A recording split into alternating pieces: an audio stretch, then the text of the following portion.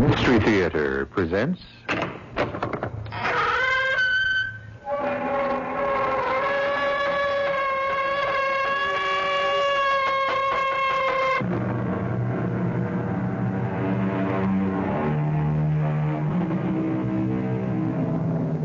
Come in. Welcome. I'm E.G. Marshall. As he looks into the face of death at the hands of his enemies, Shakespeare's young King Richard II says, "The love of wicked men converts to fear, that fear to hate, and hate turns one or both to worthy danger and deserved death." We're about to see how a kind of love became so poisoned with fear and evil that it became transformed into brutality and hatred, and finally, a kind of death. I heard what you said to my mother. Why do you hate her so? No more than I despise you, my husband. Shut your ugly mouth! Ah! You slapped me! You dared! The little weakling dared! No, stop it. Stop it, Thérèse. Put down that poker. You'll kill me. If I did, it might be the best thing that happened to both of us.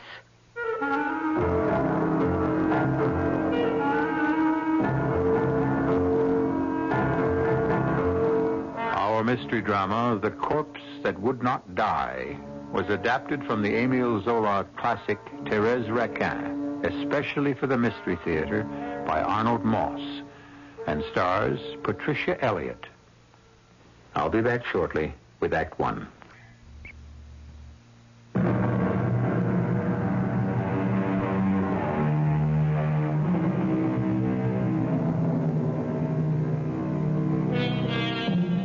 The year is 1865. The scene, the left bank of Paris during the last few years of the reign of Napoleon III. The Passage du Pont-Neuf is a dark and gloomy corridor, no more than 30 yards long, a block away from the River Seine. The air is the wet, chilling air of a vault, for the sun never touches the Passage du Pont-Neuf. A row of run-down, dismal shops fronts on either side of the narrow street. One bears the sign, Raquin, Dry Goods. It is evening. Inside, by the gloomy light of a flickering oil lamp, the proprietress of the musty little shop, Madame Raquin, a plump old lady in her late 60s, is seated in a wheelchair. A huge red cat snuggles on her lap. Camille, my dear. Yes, Mother. You've locked the iron shutters over the shop window? Yes, I have, Mother. Thérèse, you've put away the needles and thread Madame Grivet did not purchase? I have, Madame Raquin. Is my cup of chamomile tea ready, Thérèse? Here it is, Madame. What a wonderful fragrance chamomile has. I think I would never have a night of peaceful sleep without my cup. Will you join me, Camille? Each night you ask, each night I answer. No, thank you, Mother. Now, I think only of your good, my precious boy. You are not the strongest man in the world. Tell me again, Mother, for the 10,000th time. I know. You must not mock your mother. Your mother loves you. If I didn't see that things were done for you, who would? You forget. I now have a wife, have I not, Thérèse? Yes, Camille, you certainly have a wife. And you're as strong as I am weak. And beautiful, what's more? What else could a man ask for? What I do, Camille, I do. For my own good, I know. Oh, Francois, you're getting heavier every day. You've grown to be the biggest cat in the neighborhood. I'm the handsomest. Well, thank goodness tomorrow is Thursday. I'll have to put more oil in the table lamp. Oh, and have you seen that there's enough firewood for a really good fire? Inspector Michaud likes a warm fire. Yes, there's plenty of wood. We mustn't let Police Inspector Michaud think we're pinching pennies. Not with your 40,000 francs in the bank, we mustn't. I'll take your cup, Madame, if you're finished. By the way, I've asked a friend of mine to join us at Domino's tomorrow night. Fellow employee at the office. Who is he? What's he like? Tall, handsome. Name's Laurent. Laurent Duchesne. The women can't keep their eyes off him, or their hands. Fancies himself a portrait painter. You'll like him, Mother. So will you, Thérèse. I look forward to meeting him. 10 o'clock, bedtime. Thérèse, whenever you are ready to lift this poor cripple out of her wheelchair and up into her bed. I'm ready. Thank you, my dear. Up, Roswell. Off my lap. Dreadful animal. You said something. No, nothing. Is there anything I can do to help? As always, just stay out of the way. Now, here we go, Madame. Your right arm round my neck. I'll go up ahead. I think the door to Mother's room is closed. If only Camille were well and strong, he would carry me to my bed. We both know that, Madame. As his wife, I have learned to live with it. Oh, the door was open all the time. There you are, Madame. I'll be back to undress you in a moment. May the time come when I shall carry you to your bedroom for the last time. What was that, Thérèse? Only that someday soon may the good Lord see fit to put life back into your limbs. Is there anything else, Madame? No, thank you. I'm quite sleepy. Good night to you both. Sleep well, Mother. Good night, Madame. I heard what you said to my mother. Why do you hate her so? No more than I despise you. I made my bed without realizing what I was getting into. Now I have no choice but to lie in it. I am your husband. This is your home. So you keep telling me. But for me, this is no home. It's more like a chilling, newly dug grave. Thérèse. Don't touch me. The touch of your hand turns my stomach. Oh, yes, by all means, bring your friend tomorrow night. It will be refreshing to have a man in the house. Shut your ugly mouth. You slapped me. You did. You little weakling did. No, stop it, Thérèse. Now put down that poker. You'll kill me. If I did, it might be the best thing that could happen to both of us. You're sure you won't join us at Domino's, Monsieur Laurent? Not till I finish Camille's portrait. As you please. I have a 3 blank, which I place here. What do you say to that, Camille? Blank 4 here, Inspector Michaud. 4, 6 here. And 6 here. My game again. This has been my night for Domino's. The tea, Madame, if you are ready. Oh, Monsieur Duchesne, time for a cup of tea and a biscuit. Oh, thank you, Madame. In a moment. A few more strokes around Camille's eyes, and his portrait will be finished. And do call me Laurent, won't you? Oh, if it pleases you. Inspector Michaud, your tea. And do finish your story about this, Bernard. Thank you. As I was saying before, this chap Bernard got away with murdering 2 of his wealthy wives. In both instances, he came up behind them while they were taking a bath in their big tin tubs, held their heads underwater until they were quite dead. It wasn't until he killed the 3rd that we caught up with him. That was his big mistake. Are you saying, Inspector, that he should have done away with each of them by, varying the pattern of his murders? If he had, it might have taken us a bit longer to find him. You brew a tasty cup of tea, Thérèse? Thank you, Inspector. Laurent, when may we look at my portrait? After we've had our tea, dear friend, I think you'll be pleased. You paint from models, of course. Oh, of course. Women models? Well, certainly. Mostly what I suppose you might call, friends of mine. You mean women come to your studio and pose for you in the, without clothes? Well, of course. Why not? Well, that must make you feel ever so funny. I know it would make me feel strange. I wouldn't know where to turn my eyes. Really, Camille? Your tea, Monsieur Laurent. Oh, thank you. You know, I once had this lovely redhead as a model. Beautiful features, firm white flesh, gorgeous body. And I was right in the middle of... Oh, dear, what have I done? Oh, I am so terribly sorry. You spilled the whole cup of tea all over Laurent's trousers. Therese, how could you be so awkward? Here, let me wipe your trousers with this cloth. No, it's really all right. My hand is still shaking. Oh, please do forgive me. As though it had never happened, my dear Thérèse. Francois, the cat, happened to brush by me as I was handing you the cup. No, not another word. You know, when you look at me with those big, sad, beautiful eyes, I feel that I am the one to blame. You're very kind. Oh, Thérèse, would you get a couple of more logs from outside? The fire's getting a bit low. Yes, madame. Yes, madame. Don't you call her mother? I do not. Excuse me. Let me help you with the logs, Thérèse. Oh, there's no need, Laurent. She is strong. I can carry them all alone, but if you wish... I insist. Now, let me go with you, please. The domino pieces are set up for another game. May I help myself to another biscuit? Oh, please do, Inspector. Oh, what a charming man, your painter, Camille. Yes, I'm very fond of him. He makes Thérèse a little nervous. Is that why she spilled the tea over him? Of course. Didn't you see that? Her hands are as steady as a rock. Not a nerve in her whole beautiful body. Inspector Michaud, you see everything.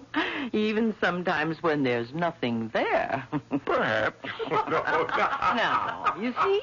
You were wrong, Inspector. They seem to be getting along quite well. She's not a bit nervous. And here, madame, are your logs. Thank you. Will you permit me to place one or two on the fire? Oh, thank you, Laurent. But isn't it time we saw the portrait you've been painting of Camille? Why not? Turn up the lamp, Thérèse. I turn the easel so, and there it is. Oh, no. I can't believe it. I really don't believe it. Is that how I look to you, Laurent? But that's not you he's painted, Camille. Why, the features are twisted and distorted. The hair soaking with water. And the color, the greenish, the look of a man who's been drowned. Laurent, what have you done?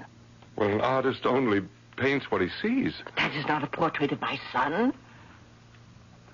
What you have painted is the face of death.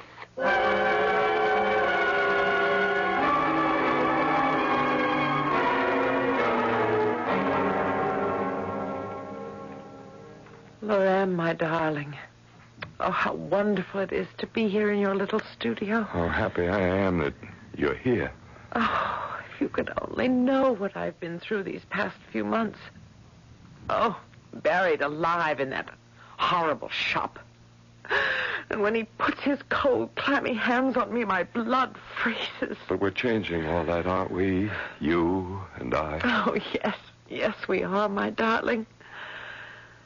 Oh, Laurent, I love you so.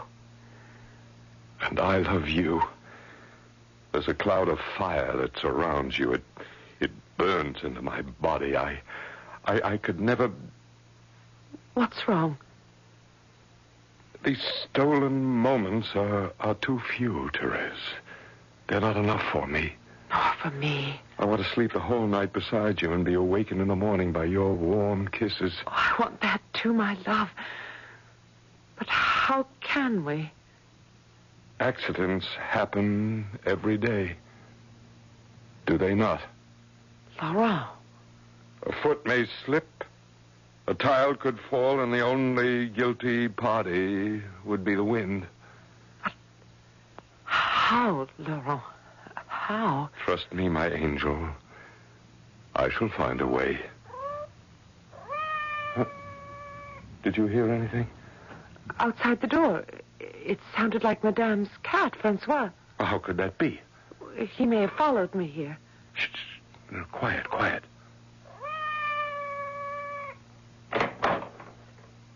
Nobody. It's not a thing. It was only in our imagination. But why should we have both imagined the voice of Francois at the very same moment? Hold me close, Laurent. I'm very afraid.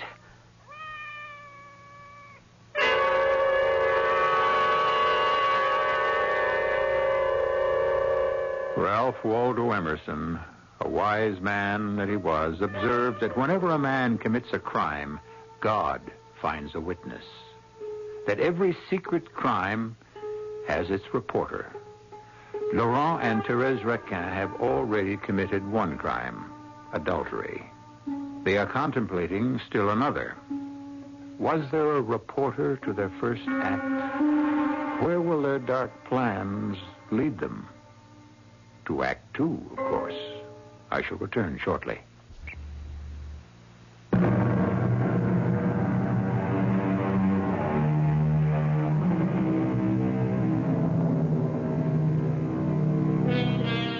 It's a Sunday afternoon toward the end of September at Saint-Ouen, a beautiful wooded section on the outskirts of Paris, along the River Seine, where the less fashionable Parisians of 100 years ago gathered for their picnics.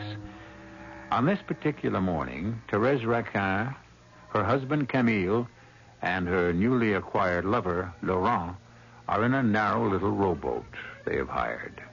They've spotted a tiny island in the river away from the Sunday crowds, where they can set up their picnic lunch in a clearing among the trees. There, we shouldn't have too much farther to go. A few minutes, no more, and we should be there, Laurent. Well, take your time. We're not in all that much of a hurry. Oh, I'm sorry. Keep the boat steady, please. I will, of course. Now, remember, I can't swim, not a stroke. When I was a child, Mother never allowed me to swim. Of course, you, on the other hand... Like a fish, Camille, like a fish. We're going to have the island all to ourselves. Oh, the water looks so cold and forbidding. This must be the deepest part of the river. Since we're in no particular hurry, is it all right if we just drift for a while? Well, why not? Just don't move about, either of you, please. Oh, everything is so beautiful. So quiet and peaceful. We can hardly see the people on the shore, and nobody can see us. It's our own little world. Oh, floating here on the river with my wife and my best friend. Oh, I wish this moment would never have to come to an end. Yes, but like everything else, dear friends, it must. It must have for you, Camille. What are you doing, Laurent? You'll upset the boat. We'll all fall into the river. We'll drown. No, not all of us, Camille. Not all of us. Stop him. Stop him. Stop him. Hold on to your Thérèse. I've got him. He can't get away. He's holding onto the side of the boat. We'll take care of that. I put on his fingers. So. Now, over the side, my boy, into the... He's stuck his teeth into the flesh of my neck. Let go, Camille, let go. Now, into the river, my friend. Start rowing, Thérèse, while I hold his head under the water. So.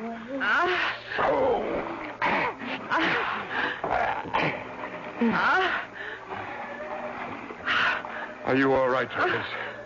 I don't know.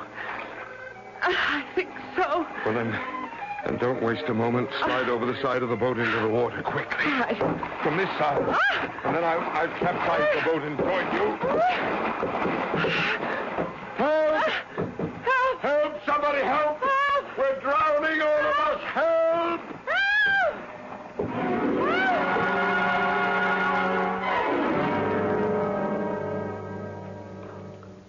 And that, Inspector Michaud, is exactly what happened.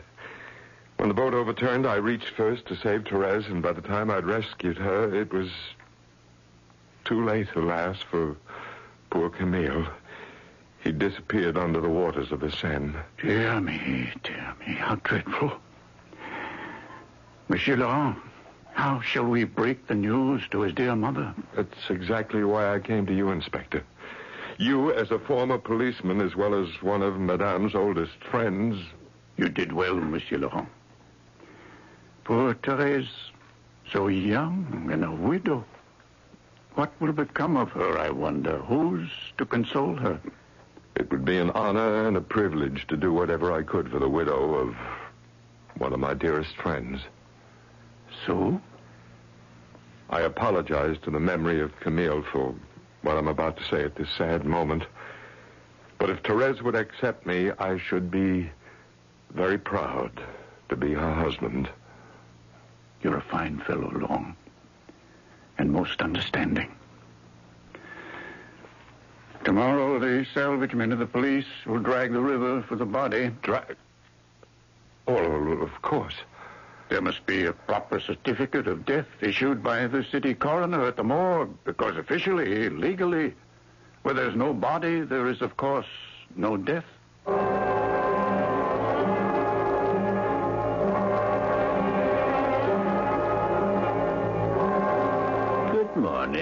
Good morning, monsieur. You're bright and early, as usual. I must find the body of Camille Raquin. So you say each morning you come here to the morgue to visit my unfortunate guests. Oh. Still not used to it after coming here every morning for, what is it, over a week? Well, it's the smell, the dampness of the walls, the rows of gray stone slabs. Yes, takes getting used to. This way, please. Here. Would this one be your friend? Well, it's a little hard to tell. The flesh is so decomposed. That's him. That's Camille. They found him at last. No, don't take it too hard, monsieur. We all have to go sometime, sooner or later. The eyes. The lids are wide open. The eyes are staring right at me. Easy, monsieur.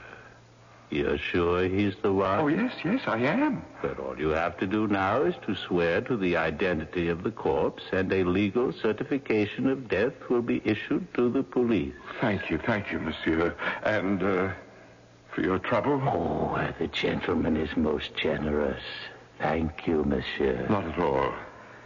That certificate of death may well be worth some 40,000 francs.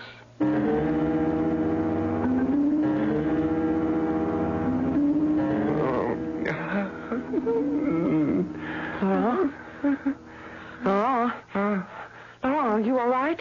Wake up. Wake up, you're shivering. Oh, Thérèse, I managed to doze off for a moment. I had another horrible nightmare. So did I. Tell me, what was yours? It was before we were married. It was a dark, starless night. I'd left my studio, was running through the streets to you in your bedroom. I got to the passage, to the back door. I lit a match to light my way. It went out. I lit another.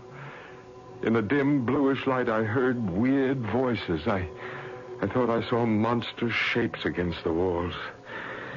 It was hard to breathe. I climbed the steps. I opened the door, which you had left unlocked. I quickly undressed. I got into bed where you, all white, were waiting for me.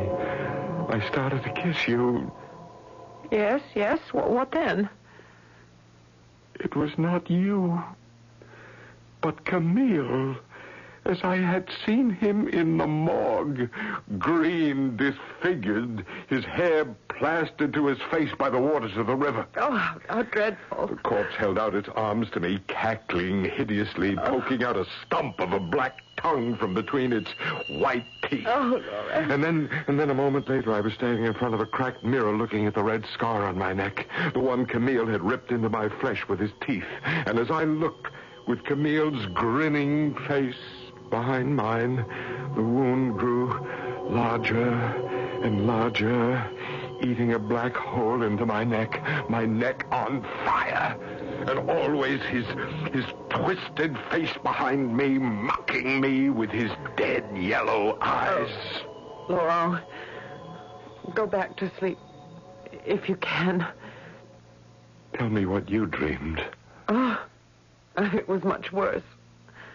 Much more frightening. I, too, dreamed of a time before our marriage.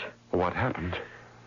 Well, It was a time when I loved you and you loved me. A time when the touch of your lips on mine, your body against mine, was the only reason for my being alive my entire life. What happened in the dream, Thérèse? You embraced me. You kissed me. We became one. And then? Then I awoke, and I found myself biting into my pillow to stifle my sobs as I used to when Camille was still alive. Oh, how long has it been since you wanted to touch me, Laurent? How long has it been since I wanted to touch you? Why is it? Since the day we murdered Camille, we've never once desired each other. I don't want to talk about it. To me, that is the most horrifying thing that could have happened to both of us. Because now, Laurent, we are both murderers with nothing to hold us together.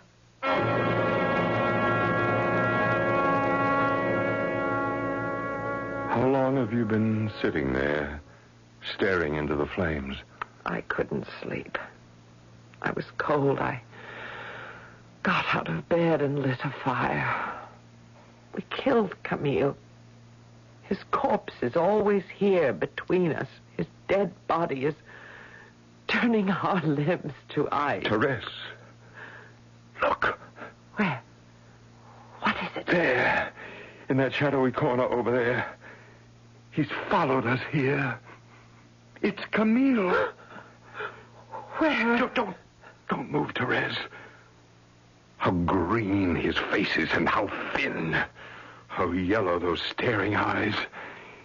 He's come back from the grave. Quiet, Laurent. You'll wake Madame Raquin. What shall we do? You fool. Look closely. Have you forgotten? Wait. It's only his portrait. The one you painted that Thursday night, the first time we met. Of course. His portrait. By the light of the fire, it looked so... Turn it to the wall, Thérèse. No, I can't. I can't go anywhere near it. Then I will. I'll do even better. What are you looking for? My large hunting knife.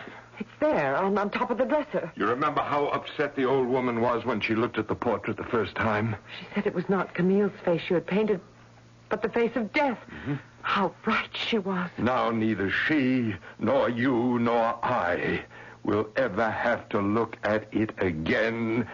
Ever. Oh, Laurent, what are you doing? Never again. Never. You've ripped the portrait to shreds.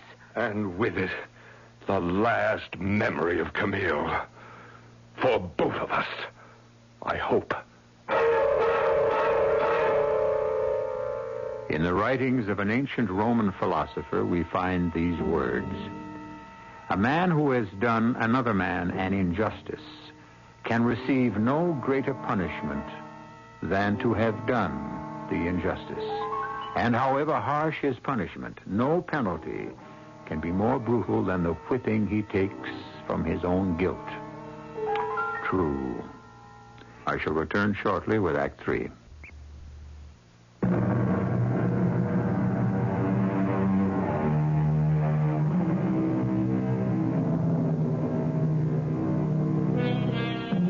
Oh, what a tangled web we weave when first we practice to deceive. The guilt starts piling up, and in the end destroys us. Thérèse and her husband Laurent have already wrecked what love there ever was between them by the murder of Camille. How much further will their guilt lead them? It's another Thursday evening. In the dingy little room behind her tiny dry goods shop, Madame Raquin sits in her wheelchair, the cat Francois on her lap, playing dominoes with her old friend, Police Inspector Michaud. And I place my double blank here, Madame, next to your 6 blank. What do you say to that? I say, Inspector Michaud, that you remained a bachelor all your life because you couldn't be all that lucky, both at love and at domino. 10:00, madame. Time for bed. Oh, already? Well, so it is, so it is. Would you like me to carry you upstairs, Mother? Oh, it's very kind of you, Laurent, my boy, but Thérèse is used to it by now. Up we go. So... Good night, Michaud. Perhaps I'll have better luck next Thursday. Good night, Laurent. Good night, Madame Raquin. Sleep well, Mother. The old girl is slowing down a bit, I fear. Yes, I'm afraid so. That case you were telling us about before, I didn't quite follow you. The young woman who was drowned. Oh, that one. Not a trace of water in her lungs, which led the authorities to believe she had died of natural causes. And what made them change their minds? A person can drown or be drowned if he's taken by surprise. Surprise suffocation, we call it. Not a drop of water in the lungs. It all happens Madame when... Raquin gets heavier and heavier every time I carry her up and down those stairs. Oh, time for me to go. Must get my 8 hours. Keeps me young and spry. I'll say good night to you two. Good night, Inspector. Until next Thursday. Until next Thursday. Next Thursday. Beautiful night, isn't it? That stupid, boring old fool. Why can't we just pack up and leave? Start a new life somewhere. Anywhere. Well, what would we use for money? When that miserable old woman signs a paper handing over her 40,000 francs to us, we can think about going away. But not before. But even if we were to... Yes, Laurent? Even if we went to the ends of the earth, he would follow us. Camille. Who else? When we lie awake at night in our bed, you near one edge, I near the other, he lies there between us. Stop saying those things. No, I tell you, Thérèse, I can hear him breathing. I can feel his cold, wet body next to mine, turning the sheets to ice. Thérèse, you're not really a widow. You never were. What are you saying? You're still married to the man we drowned. There's somebody at the front door. Do you hear it? Who could it be in the middle of the night? Don't move. I'll see. No, it's Francois. I didn't know he was still out. I thought we'd already let him in. That cursed cat. Go away. Away. Soaking wet, dripping with water. And it's a beautiful night out there. The sky is clear and filled with stars. Shh. Don't you jump onto that table. Give me that iron poker, Thérèse. No, get down off that table. Look out, Laura. He's getting ready to spring at you. I'm not afraid of him. He's going to spring for your neck. Watch out. Look at those unblinking yellow eyes, how they stare at me. And why does he drip with the smell of the river? Put down that poker, Laura. Look out. He's going for your throat. I know who you are. Camille. I killed you once. Now stay dead, Camille. Die. Let him be, Laurent. Your neck is bleeding where he bit you. Let it bleed. It's bled before. You know something, Thérèse. What? The day I first set eyes on you, I cursed that day. And so do I, Laurent. That was the blackest day of my life.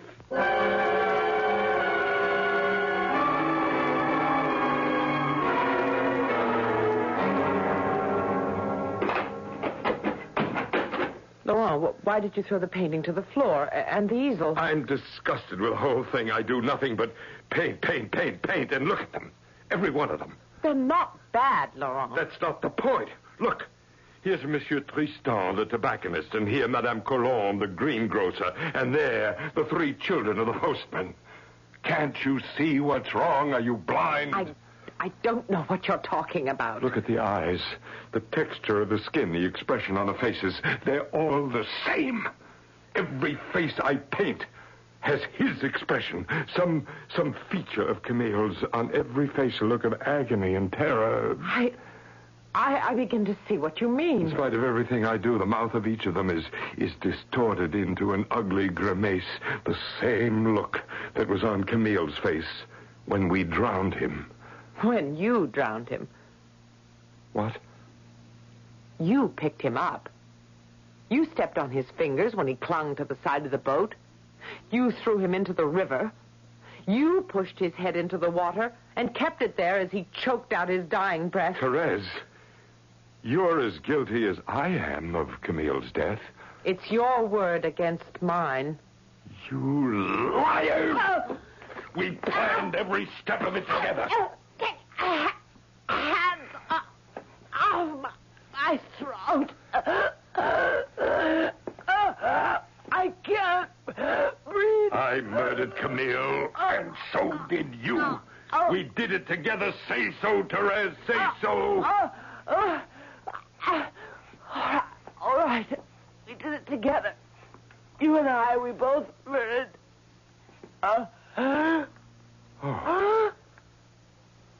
Madame Raquin, what are you doing here? I heard every word you said. I was here in my wheelchair, in the doorway.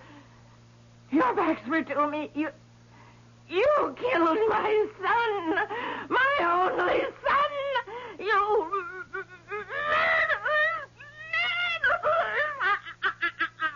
I shall call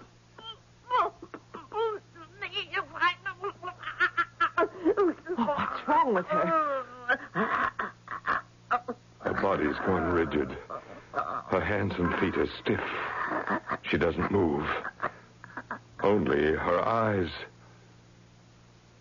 We must call a doctor. She's had a stroke.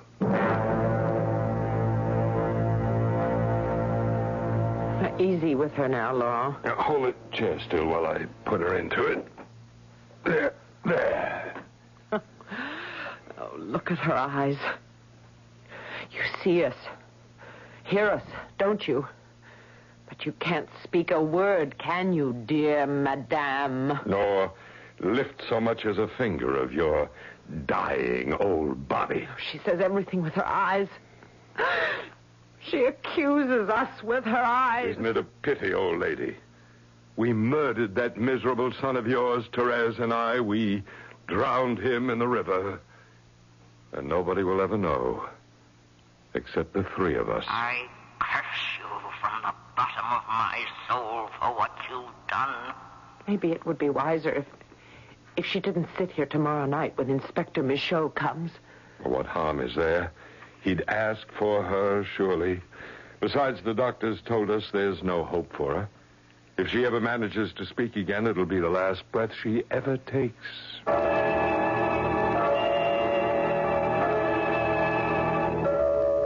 Shall we wait for Thérèse? She'll be down in a moment. Let's set up the pieces for the game, shall we? And how is my old friend, Madame Raquin? Ready to watch our dominoes game for the championship of the evening? I can see the light of anticipation shining in your eyes. And how is the good Francois? Unfortunately, Inspector, the poor creature is still limping from whatever he did to his leg. He sits there like some red-haired monarch, silent on Madame's lap, glaring at you, Laurent. Sorry to delay the game, Inspector Michaud. Ah, there you are, Thérèse. We're all set. I'll sit here, between you and Madame. You begin, Laurent. All right, I begin with a 4-3 piece. Followed by my 3-5 piece here. Mm-hmm. And a double 4, so. Wait, Laurent, Thérèse. Look, Well, what is it? Madame Raquin. Her right hand. It's moving. Ever so slowly. With the greatest effort.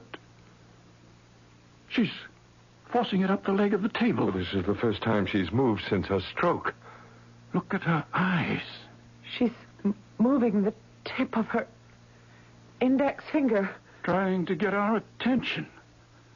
Yes, madame, what is it you want? What can we do for you? If my strength holds out, you'll know.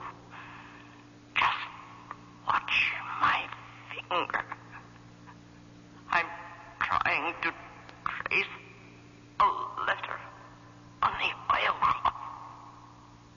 She's made a T. And an H. And an E. Now, an R. T-H-E-R. She's spelling your name, Thérèse. Go on, madame. We're following you. Thérèse and... Thérèse and... L-A-U-R.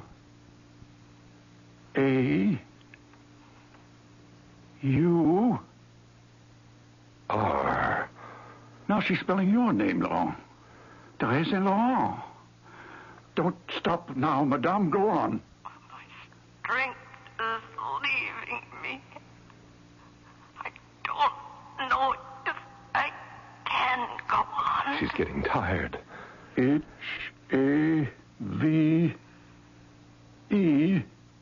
Thérèse and Laurent have what? Her finger stopped. Her hand has slipped off the table and back into her lap. Has either of you any idea what she might have been trying to tell us? No, not the slightest. Thérèse? I wouldn't know. What could she have meant? Thérèse and Laurent have what? Thérèse and Laurent have murdered Camille. Drowned him. That's what I am trying to tell you. Drowned him.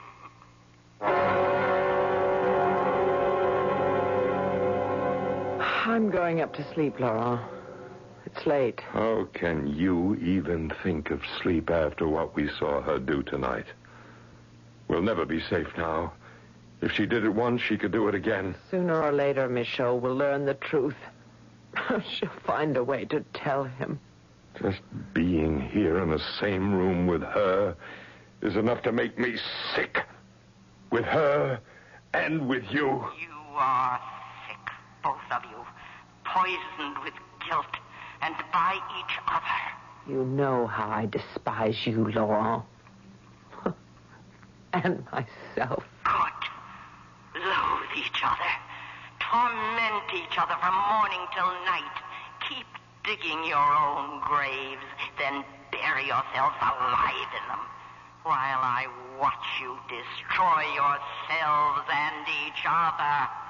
And that's, my dear children, that is your punishment. Camille will be avenged.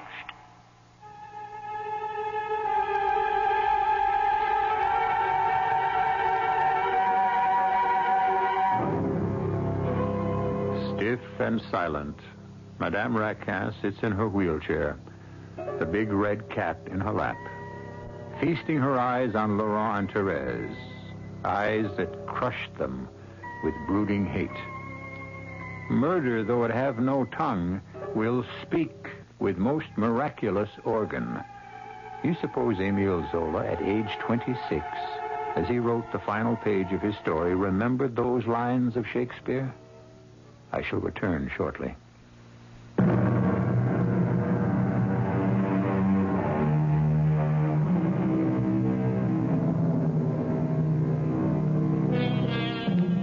Émile Zola made this comment about Thérèse Raquin, one of the first of his many great novels. I looked at myself as a scientist. I applied to two living bodies, Thérèse and Laurent, the same method that a surgeon would apply to corpses. This in order to discover how conscience can drive a criminal to despair and madness, to degradation and moral decay. Our cast included Patricia Elliott, William Redfield, Mary Jane Higby, Roger DeCoven, and Arnold Moss. The entire production was under the direction of Himan Brown. And now, a preview of our next tale. Here you are, boys. Yeah. There, good crowd. Your friend, the owner of this place? Oh, he does things right, you'll see. Well, have a good time to both of you. Now, watch your step getting out, Mrs. Manning. Thank you, Corey. Yeah, be back at 1 o'clock, huh? Right. Claire, you're going to have one of the finest meals you ever... Down, Claire, down on the pavement. Hey, are you all right, boy? Yeah, we're both fine. Here, let me help you out, honey. Where is he? He ran off into an alley someplace. Did you get a good look at him? No, it happened so fast. It was a kid, boss, some young punker. Oh, no, I don't believe it. What is it? That kid that took those shots at you. Huh? I'll swear to my life. That was your son, Mrs. Menon. Your son, Aaron. Aaron? Corey, how sure are you? Positive. Mrs. E.G. Marshall inviting you to return to our Mystery Theater for another adventure in the macabre. Until next time, pleasant dreams.